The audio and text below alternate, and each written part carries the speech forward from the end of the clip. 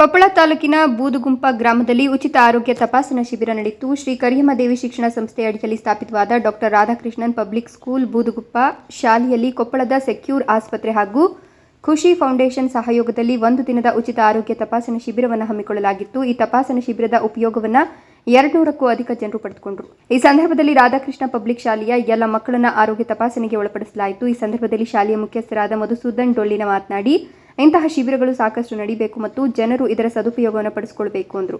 ಶಾಲೆಗಳು ಶಿಕ್ಷಣದ ಜೊತೆಗೆ ಸಮಾಜದ ಜನರಲ್ಲಿ ಹಾಗೂ ಮಕ್ಕಳಲ್ಲಿ ಆರೋಗ್ಯ ಕಾಪಾಡಿಕೊಳ್ಳುವಂತೆ ಜಾಗೃತಿ ಮೂಡಿಸೋದಲ್ಲದೆ ಈ ರೀತಿಯ ಉಚಿತ ಶಿಬಿರಗಳನ್ನು ನಡೆಸೋದು ಬಹಳ ಮುಖ್ಯವಾಗಿದೆ ಎಂದರು. ಉಚಿತ ಶಿಬಿರದಲ್ಲಿ ಮಕ್ಕಳಿಗೆ ಹಾಗೂ ಸಾರ್ವಜನಿಕರಿಗೆ ಅವಶ್ಯ ಇರುವ ಟಾನಿಕ್ ಮೆಡಿಸಿನ್ ಉಚಿತವಾಗಿ ನೀಡಲಾಯಿತು. ಪ್ರತಿ ವರ್ಷ ಸಾಮಾಜಿಕ ಜಾಗೃತಿ ಕಾರ್ಯಕ್ರಮ ಮಾಡೋದ್ರಲ್ಲಿ ರಾಧಾಕೃಷ್ಣ ಪಬ್ಲಿಕ್ ಶಾಲೆ ಬೂದುಗುಂಪ ಯಾವಾಗಲೂ ಒಂದು ಹೆಜ್ಜೆ ಮುಂದೆ.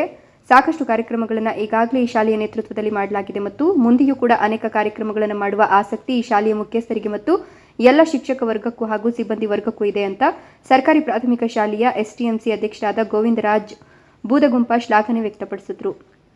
Ravichandra B Badiger, NKS TV4 Koppal.